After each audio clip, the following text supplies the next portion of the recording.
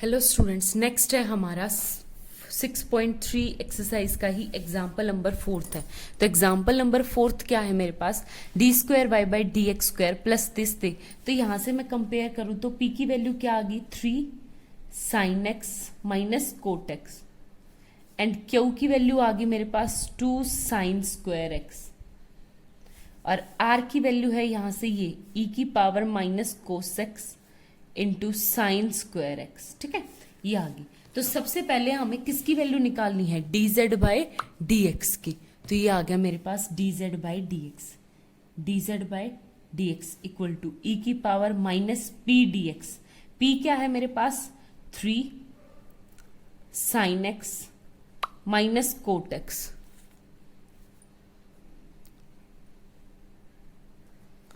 Into d x. ठीक है, और इसको सॉल्व करूंगी तो ये आ गया ई की पावर -3। सबसे पहले साइन का क्या होता है, प्लस का कोस एक्स, ये आ जाएगा प्लस का कोस एक्स इनटू ये बाहर माइनस माइनस साइन, और ये हो जाएगा मेरा, जब कोट का इंटीग्रेशन होता है तो log ऑफ साइन एक्स लेते हैं तो आता है आगे minus log of sine x, और कोसिकेंट में माइनस आपका नहीं आता, तो ये आ जाएगा minus minus plus log of sine x. ठीक है, इसको मैं सेपरेट करूंगी तो प्लस में है इनटू में खुल जाएगा, तो log से एक्सपोनेंशियल, तो आपके पास D z by d x की वैल्यू एग्जैक्ट आई क्या है, साइन एक्स इंटू ई की पावर 3 कोस एक्स। ठीक है, ये आई है आपके पास, हो गया क्लियर। अब अगर मेरे को यहीं से वैल्यू z की निकालनी है, क्योंकि आगे पुट करनी है, तो मैं z की भी वैल्यू यहीं से निकाल लूं, तो z इक्वल टू हो जाएगा दोनों तरफ इंटीग्रेशन आपका dx के अकॉर्डिंग। ठीक है, तो आप यहां से क्या करोगे, आप अगर ध्यान से देखो तो ऊपर 3 कोस एक्स को क्या पुट कर दूं, t पुट कर दूं अलग से। ठीक, और ये आ जाएगा मेरे पास 3 कोसेक्स को अगर मैं t पुट करूं तो आपके पास क्या आ जाएगा, -3 sine x d x equal to d t, और sine x into d x equal to minus d t by 3। तो ये आ जाएगा -1/3 इंटीग्रेशन ई की पावर टी डी टी। तो आपका यहां से क्या आ गया, -1/t एज इट इज ई की पावर t। तो ई की पावर t का मतलब है t क्या था आपके 3 कोसेक्स। ठीक है, ये आ गई किसकी, z की वैल्यू, आगे एज इट इज पुट कर देंगे। आगे बात समझ में। तो अब आप लोगों के पास क्या है, वही फॉर्मूला, क्या निकालना है आप लोगों को, P1। P1 निकालने के लिए वही क्या था हमारे पास, P1 निकालने का फॉर्मूला आपके पास था D square Z by d x square, और साथ में plus P D z by d x upon D z by d x का होल स्क्वायर। ठीक है, तो इक्वल टू, सबसे पहले आपके पास क्या है, यहां से प्लस में p into d z by d x. तो d z by d x कितना है आपके पास, ये कौन सी टर्म कहाँ गई, साइन एक्स इंटू ई की पावर 3 कोस एक्स।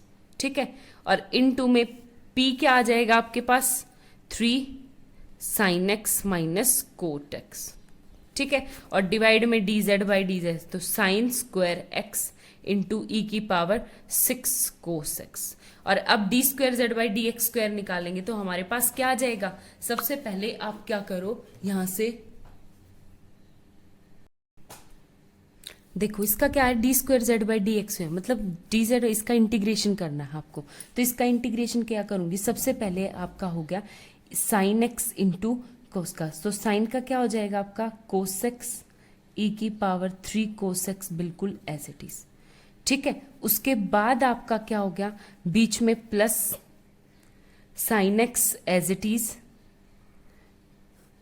इंटू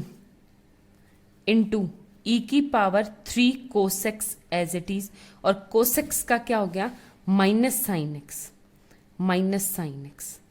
ठीक है, ये आ गया मेरा, आगे बात समझ में। तो अब आप क्या करूं, मैं यहां से ऊपर से साइन, ये क्या करूं, यहां से कॉमन ले लूं, कॉमन तो नहीं निकलेगा आप लोगों का, तो ये देखो साइन एक्स का कोस एक्स। ठीक है, तो यहां से वही कॉमन निकालो, तो ये आ जाएगा मेरा साइन स्क्वायर एक्स। जब कॉमन निकालेंगे तो ये ऊपर देखो क्या होगा, साइन एक्स इंटू ई की पावर 3 कोसेक्स इंटू माइनस भी कॉमन निकाल लो तो ये आ जाएगा मेरे पास, यहाँ से साइन स्क्वायर था तो एक sine x minus cos x upon sine x क्या आ जाएगा आपका कोट, तो माइनस कोट एक्स और प्लस बिल्कुल एज इट इज ऊपर साइन एक्स ई की पावर 3 कोसेक्स इंटू समथिंग, तो ये इससे कट जाएगा तो ये क्या आ जाएगा ऊपर 0, तो P1 की वैल्यू क्या आ गया आपकी 0। ठीक है, तो सेम एज इट इज हम Q1 की वैल्यू निकालेंगे, तो Q1 की वैल्यू क्या थी, Q upon dz by dx का होल स्क्वायर। तो यहाँ पे आपके पास Q की वैल्यू क्या है 2 साइन स्क्वायर एक्स अपॉन में हो जाएगा dz बाई, तो sign square x into e की पावर कितनी हो जाएगी मेरे पास 3 जेड कोस जेड एक्स का होल स्क्वायर। ठीक है, ये आ गया मेरे पास कोस एक्स का होल स्क्वायर। तो ये यहाँ पे अगर आप लोग ध्यान से देखोगे तो साइन स्क्वायर से साइन स्क्वायर कट गया और ये टर्म क्या आ गया आपकी यहाँ पे 2 अपॉन ई की पावर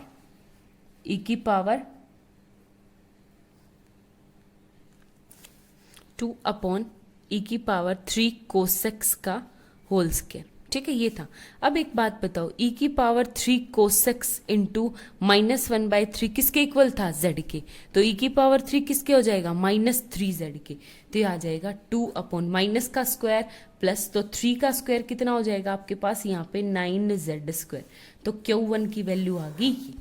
ठीक है, सेम आपको R1 की वैल्यू निकालनी है। R1 की वैल्यू क्या है R upon dz by dx का होल स्क्वायर, तो यहां से सॉल्व करेंगे तो R कितना दे रखा है हमें e की power minus cos x into sine square x, ये है अपॉन में हो जाएगा इसका dz बाई dx का वही स्क्वायर e की पावर 3 कोस एक्स का होल स्क्वायर इंटू आपके पास और क्या हो जाएगा साइन स्क्वायर एक्स, तो साइन स्क्वायर एक्स से साइन स्क्वायर एक्स कट गया और यहाँ पे देखो e माइनस कोस एक्स है तो ये क्या आ जाएगा आपके पास e की पावर 3 कोस एक्स का स्क्वायर यानी 6। ठीक है, तो आपके पास कुछ ये टर्म क्या आ गई यहाँ पे e की पावर 3 6 कोस एक्स ऊपर e की पावर माइनस कोसेक्स। ठीक है, तो ऊपर जाएंगे तो इसकी टर्म क्या आ जाएगी आप लोगों के पास e की पावर -7 कोसेक्स।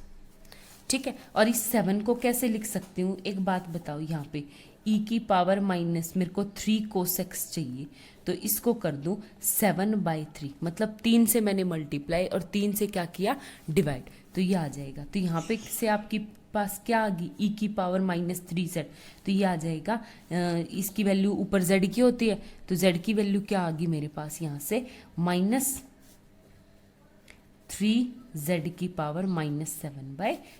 ठीक है, और ये आ जाएगा -1 अपॉन 3 की पावर माइनस यानी 7, 3 की पावर 7/3 इंटू z की पावर -7/3। ठीक है, ये हो गया। अब ये सारी वैल्यू उठा के हमें इक्वेशन में पुट करनी है, तो हमारी इक्वेशन क्या हो जाएगी आप लोग देखो d² y/dz² plus 2 upon 9z² into y equal to -1 upon 3 की पावर 7/2 इंटू z की पावर -7/2। ठीक है, ये आ गई। अब एक बात बताओ, यहाँ पे ऐसे सॉल्यूशन तो होगा नहीं, ये z² नीचे है ना तो आप ऊपर सारे के z² से मल्टीप्लाई कर दो तो आ जाएगा z² into d² y/dz² plus 2/9 y equal to और -1/3 की पावर 7/3 एज इट इज और z की पावर मेरे पास पहले क्या थी -7/3, अब मैं इसमें प्लस का 2 कर दूं तो ये क्या आ जाएगी 6 और ये आ जाएगी -1/3। ठीक है, तो ये आ गया आपके पास z की वैल्यू। अब आप लोग ध्यान से देखोगे तो ये शायद आपकी 5th एक्सरसाइज का क्वेश्चन है। यहाँ पे इसको कैसे रिप्लेस करेंगे, वहाँ पे जब z e की पावर x² समथिंग इस टाइप से होता था तो हम x को पुट करते थे e की पावर z, लेकिन अब पुट करेंगे z को e की पावर t और आपके पास log z क्या हो जाएगा t, ठीक है। और सेम एज इट इज अब डी स्क्वायर यानी z into D Y by D S Z तो होगा d, और z square D Y by D Z square क्या आएगा आपके पास d into D minus one, ठीक है। वो पुट करो अब फॉर्मूला, तो ये आ जाएगा होमोजीनियस इक्वेशन वाला। तो यहाँ पे क्या आ जाएगा d into D minus one plus 2/9 y equal to -1/3 की पावर 7/3, और z की जगह क्या आ जाएगा e की पावर t, तो ये आ जाएगा e की पावर -t/3, ठीक है। अब बिल्कुल सिंप्लीफाई हो गया। तो मेरी ऑक्सिलरी इक्वेशन ये है, इसको सॉल्व करूंगी तो आपके पास क्या आ गया यहाँ से D square minus D plus 2/9 equal to 0, और इससे सॉल्व करूंगी तो ये क्या आ गया ऊपर 9d square minus 9d plus 2 equal to 0, ठीक है। तो इसको सिंप्लीफाई करेंगे तो आपके पास क्या आ गया 9 दूनी 18, और 18 को मैं कैसे सेपरेट कर सकती हूँ 6×3 = 18, तो ये आ जाएगा आपके पास 9d स्क्वायर माइनस का 6d माइनस का 3d प्लस 2 इक्वल टू 0। तो यहाँ से आपके पास 3 कॉमन, तो अंदर क्या बच गया 9 की जगह 3d माइनस 2, यहाँ से माइनस का 1 कॉमन तो 3d plus minus 2 equal to 0, तो आ जाएगा 3d माइनस 2 और ये 3d माइनस 1 इक्वल टू 0। तो d की वैल्यू एक बार तो 1/3 और एक बार 2/3, तो यहां से क्या आ गया आपके पास CF आ गया e की पावर माइनस नहीं 1/3 into t C1 plus C2 into e की पावर 2/3 इंटू t, ठीक है। ये अब एक बात बताओ, यहां से सबसे पहले आपको वैल्यू पुट करनी पड़ेगी t की, और t की आपके पास कौन सी वैल्यू थी z की पावर समथिंग, ठीक है। फिर वहां से पुट होगा, हो गया क्लियर। तो ये चीज क्या होगी आपकी, ये हो गया C1 e की पावर 1/3 को ऊपर लेके, तो e की पावर t क्या हो जाएगी आपके पास z की पावर 1/3 प्लस C2 z की पावर 2/3। आगे बात समझ में। अब z को भी मैं अगर रिप्लेस करूं तो ये क्या आ गया मेरे पास C1 इंटू -1/3 कोस x सॉरी e की पावर कोस x की पावर 2/3 प्लस में आ जाएगा C2 इंटू -1/3 e की पावर 3 कोस x की पावर 1/3, एक बार तो 2/3 और एक बार 1/3, ठीक है। तो ये पूरा कांस्टेंट है, तो कांस्टेंट की टर्म क्या बन जाएगी आपके पास। अब एक बात बताओ, इस 3 से ये 3 कट गया, इस 3 से ये 3 कट गया, तो पूरा कांस्टेंट क्या आ गया कैपिटल C1 e की पावर 2 कोस x plus capital C2 e की पावर सिंपल कोस x, ठीक है। इसमें 2/3 था आपके पास, इसके पास 1/3, तो 3 से आपकी 1 पावर क्या आ गई कट गई। अब ये तो था आपका CF, अब आपको क्या निकालना है PI, और PI वही आपका सिंपल सा तरीका PI निकालने का। PI निकालने का कैसा तरीका 1/ क्या था आपके पास d square minus d into plus में क्या आ गया 2/9 इंटू 1/-3 की पावर 7/3 इंटू ई की पावर -t/3, ठीक है। ये आ गया, तो वही सिंप्लीफिकेशन का सेम तरीका आपका कि ये तो कांस्टेंट है 1/3 7/3 आपका बाहर आ जाएगा, इंटू यहाँ पे d स्क्वायर की जगह आप क्या पुट करोगे -1/, तो 1/ क्या पुट होगा मेरा 1/9 -1/9 प्लस 2/9, ठीक है, इंटू ई की पावर -3। अब सॉल्व करके देखो, अगर 0 आता है तो यानी केस फेल, 0 नहीं आता तो इसको क्या करेंगे सिंप्लीफाई करेंगे, ठीक है। तो ये क्या हो गया मेरे पास यहाँ से 9 में अगर एलसीएम लूं तो ये क्या हो गया मेरे पास एग्जैक्ट सोल्व होने के बाद आपका हो गया 6/9, तो ऊपर हो जाएगा 9/6 इंटू ई की पावर, ये हो गया ई की पावर -t/3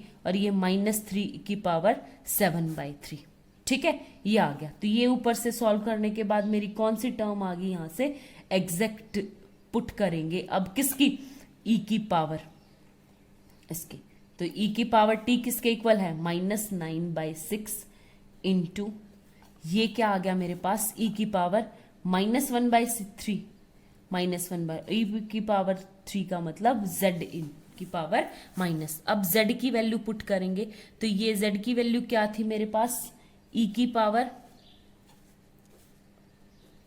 -1/3 था, तो ये क्या हो जाएगा मेरे पास -1/3 e की पावर 3 कोस z की पावर -1/3। हो गया क्लियर। और साथ में मेरे साथ क्या ये भी चल रहा है ना, -3 की पावर 7/3, 3 की पावर 7/3। अब इसको सिंप्लीफाई करेंगे तो एग्जैक्ट हमारे पास लास्ट में देखो इस 3 से ये भी कटेगा और हमारे पास एग्जैक्ट लास्ट में क्या बचेगा, e की power minus cos x upon में 6। ठीक है, तो ये आपका PI। जिसको भी डाउट है आप लोग ट्राई करना क्वेश्चंस, जिस क्वेश्चन में डाउट है तो वो बता देना, उसी की वीडियो अपलोड कर दूंगी। Thank you.